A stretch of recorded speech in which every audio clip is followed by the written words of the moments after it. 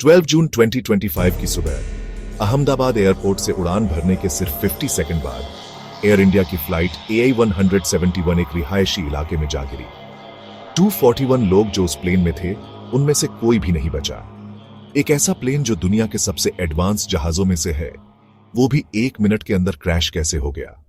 आज हम इस हादसे से जुड़े सारे सबूत और सवालों को समझने की कोशिश करेंगे। घटना का सिलसिला। फ्लाइट AI-171 को लंदन गैटविक जाना था। उड़ान सुबह 4:57 बजे भरी गई। उड़ते ही 50 सेकंड में प्लेन को ऊंचाई पकड़ने में दिक्कत होने लगी। प्लेन ने अचानक बाएं मुड़ते हुए नीचे की ओर गिरना शुरू किया और सीधा एक कॉलोनी पर जा गिरा। सभी 241 यात्री और क्रू की मौके पर ही मौत हो गई। 24 घंटे के अंदर दोनों ब्लैक बॉक्स मिल गए। प्लेन की जानकारी। ये प्लेन एक बोइंग 787-8 ड्रीमलाइनर था। 11 साल पुराना, लेकिन दुनिया के सबसे भरोसेमंद और तकनीकी रूप से एडवांस प्लेनों में से एक। इसके 2 जनरल इलेक्ट्रिक जेंक्स इंजन थे। DGCA की रिपोर्ट के मुताबिक हाल ही में इसकी पूरी जांच की गई थी और सब कुछ ठीक था।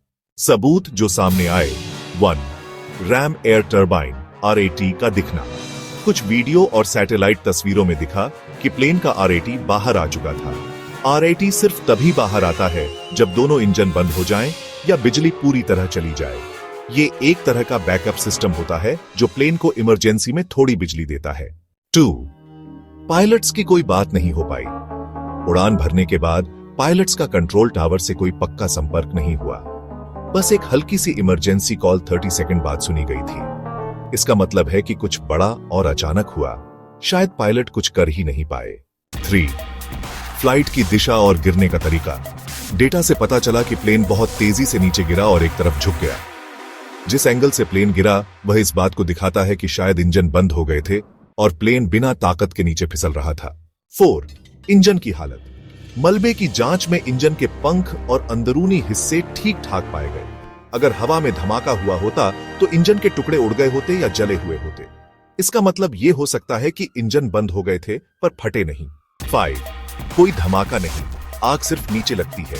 हादसे से पहले प्लेन में कोई आग या धमाका नहीं हुआ। आग तब लगी जब प्लेन जमीन से टकराया। यह दिखाता है कि प्लेन कोल्ड क्रैश में गया, यानी बिना ताकत के गिरा। जो थ्योरीज चल रही है। थ्योरी 1, दोनों इंजन बंद हो गए थे। R8 बाहर आया जो यही बताता है। इसके कारण हो सकते हैं पक्षी टकराना, लेकिन सबूत नहीं मिले। खराब ईंधन, फ्यूल पंप या सेंसर की गड़बड़ी, या फिर बिजली का पूरा सिस्टम फेल होना। थ्योरी 2, पायलट की गलती या प्लेन की सेटिंग्स में गड़बड़ी। कुछ लोगों का कहना है कि टेकोनफ के वक्त फ्लैप्स या लैंडिंग गियर सही तरीके से नहीं लगे थे, लेकिन अनुभवी पायलट और ऑटोमेटिक सिस्टम के साथ यह थोड़ा मुश्किल लगता है। असली वजह वॉइस रिकॉर्डर से ही पता चलेगी। मेरी राय, जो सबूत अब तक मिले हैं वो दिखाते हैं कि ये कोई इंसानी गलती नहीं बल्कि तकनीकी फेलियर था। एरेट का आना और इंजन में कोई फटने या जलने का निशान ना होना, ये दोनों इस ओर इशारा करते हैं कि शायद इंजन बंद हो गए या प्लेन की बिजली चली गई। पायलट्स के पास रिएक्ट करने का टाइम ही नहीं था। बोइंग के प्लेन में बहुत सारे बैकअप सिस्टम होते हैं, इसलिए एक साथ कई चीजें फेल हुई होंगी। अब आगे क्या होगा? भारत की AAIB, अमेरिका की NTSB और GE कंपनी मिलकर ब्लैक बॉक्स की जांच कर रहे हैं। 30 दिन में शुरुआती रिपोर्ट आने की उम्मीद है। अगर सिस्टम फेलियर साबित हुआ तो बोइंग को अपने सारे 787 जहाजों की जांच करनी पड़ सकती है। एयर इंडिया ने भी अपनी कुछ फ्लाइट्स रोक दी है। कुछ बड़े सवाल। क्या टेकोनफ से पहले सही से चेक किया गया था? क्या कोई खराबी पहले से थी जिसे नजरअंदाज कर दिया गया? क्या ड्रीमलाइनर बहुत ज्यादा सेंसर पर निर्भर हो गया है? अंत में, जब तक ब्लैक बॉक्स की रिपोर्ट नहीं आती हम सिर्फ अंदाजा ही लगा सकते हैं। लेकिन एक बात पक्की है, 241 जिंदगियां सिर्फ 1 मिनट में चली गई, और अगर यह हादसा टल सकता था तो किसी को जिम्मेदारी लेनी होगी। आपसे सवाल, आपका क्या मानना है? ये एक दुर्भाग्यपूर्ण घटना थी या इसमें लापरवाही की कोई कड़ी जुड़ी हो सकती है? नीचे कमेंट करके जरूर बताएं।